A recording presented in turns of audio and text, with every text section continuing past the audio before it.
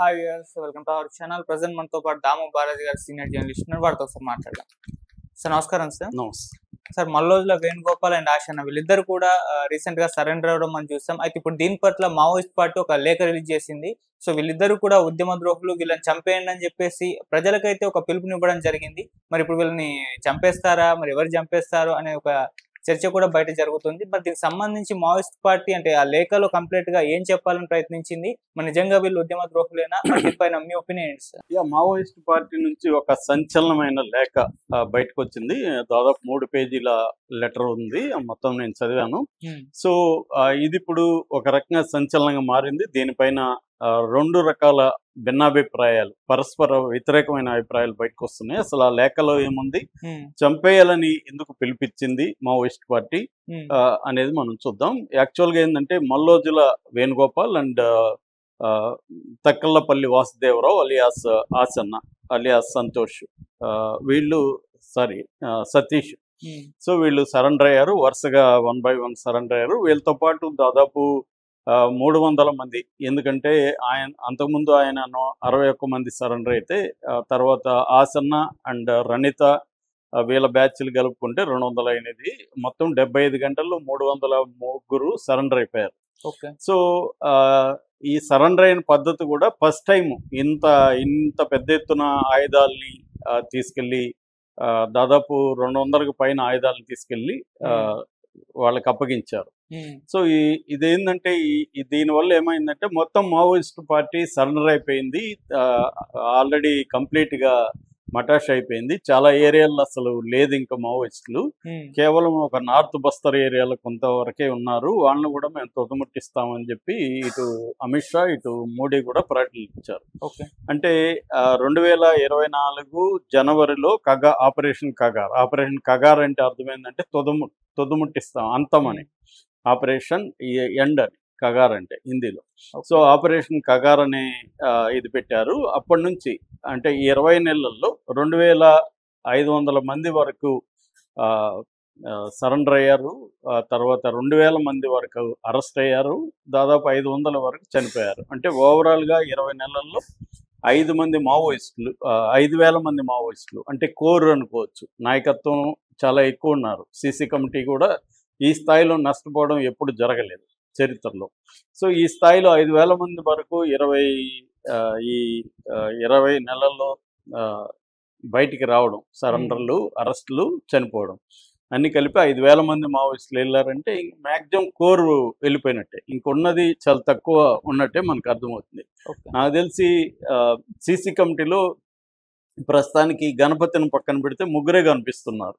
జార్ఖండ్లో భాస్కర్ అంటారు ఆయన, వేరే పేర్లు కూడా ఉన్నాయి. తర్వాత ఏమో తిరుపతి సిసి సెక్రటరీ, తర్వాత హెడ్మా, వీళ్ళు 3 ప్రధానంగా మనకు కనబడుతున్నారు. ఇంకెవరన్నా పెట్టారేమో తెలియదు. సో అందువల్ల సిసి కమిటీ కూడా ఆల్మోస్ట్ వెళ్ళిపోయింది. ఇంకా ఈ ముఖ్యంగా హిడ్మా అండ్ దేవుజీనే తిరుపతిని దేవుజీ అని పిలుస్తారు. సో హిడ్మా, దేవుజీ మాత్రమే యాక్టివ్గా ఉన్నారు. ఈవెన్ పిఎల్జిఏ కావచ్చు, అంటే పీపుల్స్ లిబరేషన్ గెరిల్లా ఆర్మీకి సంబంధించిన వాళ్ళు కావచ్చు, దండకారణ్య స్పెషల్ జోనల్ కమిటీ సభ్యులు కావచ్చు, వీళ్ళందరూ కూడా సరెండర్ అయిపోయారు. సో అందువల్ల చాలా తక్కువ మంది మాత్రమే ఇప్పుడు ఉన్నారు. వాళ్ళని కూడా సరెండర్ అవ్వమని పిలిపిస్తున్నాం అని చెప్పారు. ఈవెన్ ఆసన్న ఫోన్ నెంబర్ కూడా ఇచ్చారు. సో ఇంకా కూడా సరెండర్లు అయ్యే అవకాశం అయితే కనిపిస్తుంది. ఇది నేపథ్యం. ఈ నేపథ్యంలో మావోయిస్ట్ పార్టీ అఫిషియల్గా ఒక స్టేట్మెంట్ ఇచ్చింది. అభయ్ పేరుతో, అంటే ఎవరు సిసి సెక్రటరీగా ఉన్న అధికార ప్రతినిధి అభయ్ పేరుతోనే ఇస్తుంటారు. అభయ్ అనే ఒక వ్యక్తి ఎవరు లేరు. సో తిరుపతిని ఇచ్చినట్టుగా మనకు అర్థమవుతుంది. తిరుపతి కానీ లేకపోతే హెడ్మా కలిసి ఇచ్చిండే అవకాశం ఉంది. ఏదైనా అభయ్ పేరుతో ఒక ప్రకటన వచ్చింది. ఆ ప్రకటనలో హెడ్డింగ్ మావోయిస్టులకి ఉండే లక్షణం ఏంటంటే టైటిల్లోనే మొత్తం చెప్పేస్తారు. పాంప్లెట్లో ఉన్న మ్యాటర్ అంతా టైటిల్లో చెప్పేయడం అనేది, టైటిల్ ఎప్పుడు పెద్దగా ఉంటుంది. మేము చాలాసార్లు మేము ఉన్నప్పుడు కూడా జోకులు కూడా వేసాము, టైటిల్ ఉంటే చాలు కదా ఇంకా మ్యాటర్ ఎందుకని. అంటే టైటిల్ అన్నది చెప్పేస్తారు. అలాగే దీంట్లో కూడా క్లియర్గా ఏం చెప్పారంటే, ఆ టైటిల్ అంతా నేను చదవట్లేదు కానీ, ఈ మల్లోజుల అండ్ వాళ్ళు ఏమంటే సోను అండ్ సతీష్ అన్నారు. సోను అంటే మల్లోజుల వేణుగోపాల్ అండ్ సతీష్ అంటేమో ఆసన్న అలియాస్ తక్కల్లపల్లి వాసుదేవరావు.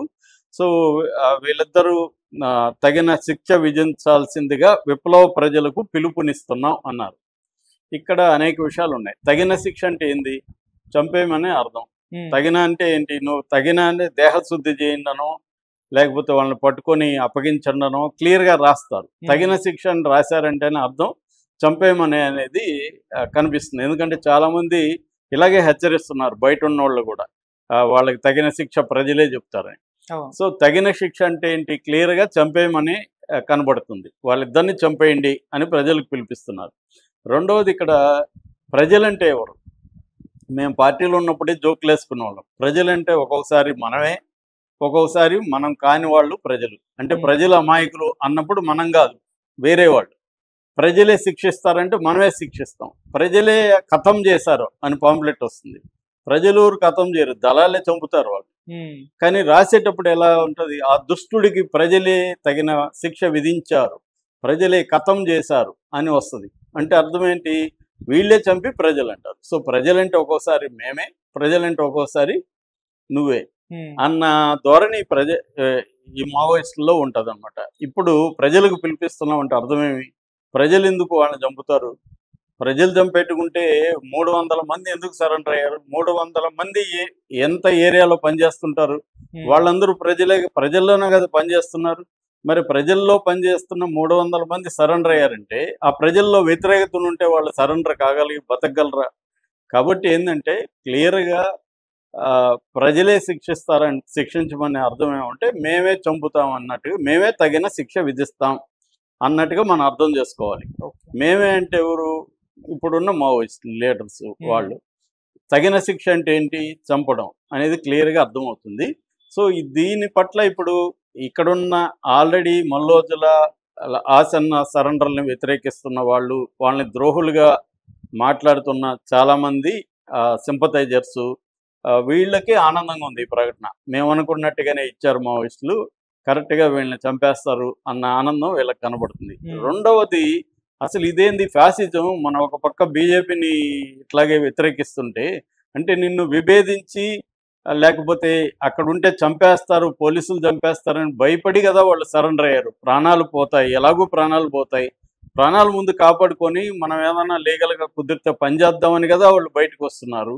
బయటికి రావడానికి వేరే మార్గం లేదు, సరెండర్ అవ్వాలా. సరెండర్ అవ్వాలంటే గవర్నమెంట్ పెట్టే కండిషన్లకు ఒప్పుకోవాలి. గవర్నమెంట్ ఆయుధాలు లేకుండా సరెండర్ అవ్వడానికి ఒప్పుకోవట్లేదు. ఆయుధాలతో సరెండర్ అవుతేనే సరెండర్ అవుతాం, అయ్యిస్తాం, మిమ్మల్ని సరెండర్ చేయిస్తాం, లేకపోతే మిమ్మల్ని చంపేస్తామని డిమాండ్ పెట్టినప్పుడు ఆయుధాలతో సరెండర్ అవ్వాలని పరిస్థితి వాళ్ళకి ఏర్పడింది. సో అది నేరం ఎలా అవుతుంది? దానికి మరణశిక్ష వేసేస్తారా మీరు? అంటే మీరు ఇంత దుర్మార్గమా? మీ ఉద్యమం నుంచి బయటకు వస్తే వాళ్ళకి మరణశిక్షేనా? ఇట్లా అన్నప్పుడు ఎవడు మీ ఉద్యమంలో చేరుతాడు? సో ఇదెక్కడ ఫ్యాసిజం అని తీవ్ర విమర్శలు చాలామంది ఈ ప్రకటన మీద చేస్తున్నారు. సో అందులో వాస్తవం కూడా ఉంది. ఎందుకంటే ఎప్పుడైనా నీతో ఏదో ఒక విభేదంతో బయటకు వస్తే వాడిని చంపేస్తా ఉంటే, ఆయుధాలు సరెండర్ అంటే ఆయుధాలు సరెండర్ కాకుండా ప్రభుత్వం చేయించుకోవట్లేదు. అంటే ఇప్పుడు మావోయిస్టుల ముందున్న కర్తవ్యం ఏంటిది? ఎవరైనా పోరాడాలంటే చనిపోయే పరిస్థితి ఉంది. సో పోరాటం చేసే పరిస్థితి లేదు. ఎందుకంటే 500 మీటర్లకి ఒక క్యాంపులు ఉన్నాయి కొన్ని చోట్ల. అక్కడ తిరగడమే కష్టంగా ఉందని చాలామంది రాస్తున్నారు అక్కడికి వెళ్ళి వచ్చిన వాళ్ళు. అట్లాంటి పరిస్థితుల్లో వాళ్ళు మావోయిస్ట్ పార్టీ పోరాడే పరిస్థితి లేదు. లేనప్పుడు వాళ్ళకున్న మార్గం ఏంటి? బయటికి వచ్చి సరెండర్ అవ్వడం. సరెండర్ అవ్వాలంటే మార్గం ఏంటి? సరెండర్ కాకుండా బయటికి రాలేరు. నేను ఎగ్జాంపుల్స్ కూడా చెప్పిన, నా సొంత ఎగ్జాంపుల్ కూడా చెప్పిన. నా సెల్లో జైల్లో ఒక అబ్బాయి సరెండర్ కాకుండా బయటకు వచ్చాడు, అతను అరెస్ట్ అయ్యాడు, జైలుకి వచ్చాడు. జైల్లో ఉండి బయటికి వెళ్ళాడు. మళ్ళీ నేనే బెయిల్ ఇచ్చి పంపించాను, వేరే వాళ్ళ ద్వారా బెయిల్ ఇప్పించి పంపిస్తే నెల లోపల చంపేస్తారు అతన్ని. అంటే సరెండర్ అయితేనే వాడికి పోలీసులు చంపకుండా ఉంటారు తప్ప, సరెండర్ కాకుండా ఉంటే అతన్ని పోలీసులు ఎప్పుడైనా చంపే అవకాశం ఉంది. కాబట్టి సరెండర్ అవ్వాలి, వేరే మార్గం ఉండదు. సరెండర్ అయినప్పుడు గవర్నమెంట్ పెట్టిన కండిషన్లకు ఒప్పుకోవాలి. అప్పటికి వీళ్ళు చాలా డిమాండ్లు వీళ్ళు కూడా పెట్టారు. అంటే ఫర్ ఎగ్జాంపుల్ డిఆర్జీలో మేము చేరమని చెప్పారు. డిఆర్జీ అంటే డిస్ట్రిక్ట్ రిజర్వ్ గార్డ్స్ అనే ఒక పోలీస్ ఫోర్స్ ఉంటుంది, యాంటీ నక్సలైట్ ఫోర్స్. దాంట్లో చేరితేనే మిమ్మల్ని సరెండర్ చేయిస్తామంటే మేము దానికి ఒప్పుకో, మేము చేరమని చెప్పారు. కానీ కొన్ని కండిషన్లకి ఒప్పుకోకపోతే, అసలు ఆయుధాలు లేకపోతే మేము సరెండర్కి ఒప్పుకోమని గవర్నమెంట్ అంటున్నప్పుడు వాళ్ళ ముందే మార్గం ఒకటే ఉంటుంది, చచ్చిపోవడం. ఓకే. తెలిసి కూడా ఎందుకు చచ్చిపోవాలి? సో ఇప్పుడు మనం అక్కడ సరెండర్ అయిన పిల్లల్ని చూసాం ఆ బస్సులో. వాళ్ళందరూ ఆ పిల్లల్ని చూస్తే జాలేస్తుంది, పిడికిడి కండలేదు ఎవరి దగ్గర, వాళ్ళకి ఏం నాలెడ్జ్ ఉంది అనేది కూడా మనకు తెలియదు. ఒక ఎగ్జాంపుల్ చెప్తా. ఆసన్ ఇంటర్వ్యూ 1:13 ఉంది. ఆసన్ ఇలా కూర్చున్నాడు, విలేకరి ఇలా కూర్చున్నాడు, వెనకాల 120 మంది పిల్లలు కూర్చున్నారు మావోయిస్టులు. వాళ్ళు ఒక్కరు కూడా వచ్చి ఇక్కడ కూర్చొనే పరిస్థితి లేదంటే అర్థం ఏంటి? వాళ్ళకి ఎవరికి కూడా సైద్ధాంతిక జ్ఞానం, మావోయిస్ట్ పార్టీకి సంబంధించిన విషయాలను చెప్పే నాలెడ్జి లేదని మనకు అర్థమవుతుంది క్లియర్గా. ఉంటే ఇంత పాటు వాళ్ళు కూడా పార్టిసిపేట్ చేసేవారుగా. సో అంటే అర్థం ఏంటి? క్లియర్గా వీళ్ళు కూడా అదే రాశారు, వీళ్ళ మోసపోయి వీళ్ళ వెనక వెళ్ళారని రాశారు. అంటే మోసపోయి వీళ్ళు వెనక్కి వెళ్ళారంటే వాళ్ళకి సైద్ధాంతిక జ్ఞానం ఇవ్వడంలో మావోయిస్ట్ పార్టీ ఫెయిల్ అయింది. అదే వాస్తవం కూడా. ఎందుకంటే ట్రైబల్స్లో ఒక ఆయన చౌదరి అని ఒక BBC journalist letters call him అనే బుక్ రాశాడు లాంగ్ బ్యాక్ 2012లో.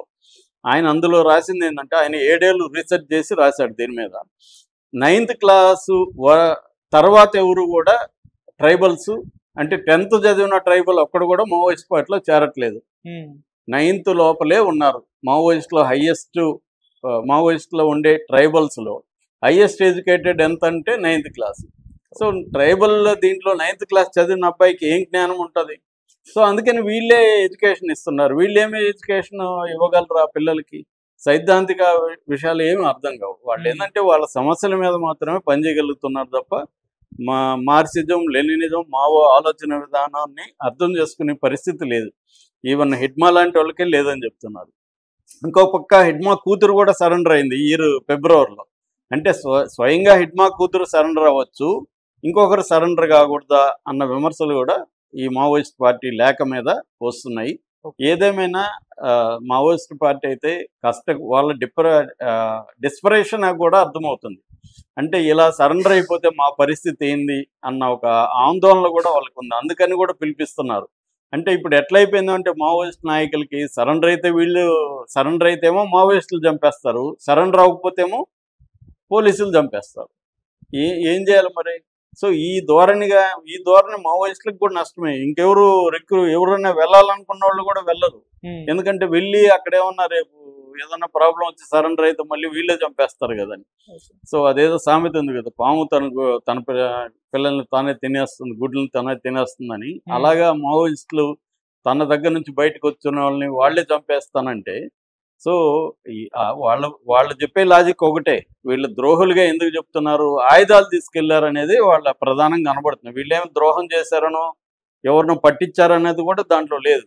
క్లియర్గా వాళ్ళు చెప్తున్నది ఏమంటే ఆయుధాలు తీసుకొని, ప్రజల ఆయుధాలు తీసుకొని సరెండర్ అవ్వడం అనేది విప్లవ ప్రతిఘాత చర్య, అంటే విప్లవ వ్యతిరేక చర్య, ద్రోహం అని చెప్తున్నారు. కానీ వాళ్ళకి వేరే మార్గం లేదనేది వాళ్ళు చెప్తారు. ఆసన్ ఇంటర్వ్యూలు అదేగా చెప్తున్నాడు. మాకు సరెండర్ అవ్వాలంటే వాళ్ళకి వేరే మార్గం ఉంటే ఆయుధాలు ఎత్తుకుపోయి వాళ్ళు ఎందుకు సరెండర్ అవుతారు? వాళ్ళకేమి లాభం? వేరే మార్గం లేక కదా వాళ్ళు ఆయుధాలతో తీసుకెళ్ళి సరెండర్ అవుతున్నారు. సో అదంతా అర్థం చేసుకోకుండా ఇవ్వడం అనేది మావోయిస్ట్ పార్టీ కూడా ఇబ్బందికరమే. రెండోది ఎంతమంది ఎందుకు సరెండర్ అవుతున్నారు అనేది కూడా 2500 మంది 20 నెలల్లో ఎందుకు అయ్యారు అనేది కూడా మావోయిస్ట్ పార్టీ ఆలోచించుకోవాలి. కేవలం ఈ ఇద్దరు నాయకులు చెప్తే అంతమంది వెళ్ళిపోయారంటే మరి వాళ్ళ చైతన్య స్థాయి ఏంటి అనేది కూడా ఆలోచించుకోవాల్సిన అవసరం ఉంది. అంటే ఓవరాల్గా సమీక్ష ఇంపార్టెంట్, అంతేగాని వెళ్ళిన వాళ్ళని చంపేయడం ద్వారా సాధించేది ఏమి ఉండదు. ఈ వెళ్ళిన వాళ్ళు ఎందుకు వెళ్ళారు, వీళ్ళ వెనక ఎందుకు ఎంతమంది వెళ్ళారు, మన ఉద్యమం పరిస్థితి ఏంటి, ఇవన్నీ సమీక్షించుకోవాల్సిన అవసరం అయితే ఉంది. మరి అటువంటి టైం కానీ అటువంటి వెసులుబాటు కానీ ప్రస్తుతానికి మావోయిస్ట్ పార్టీకి లేదు.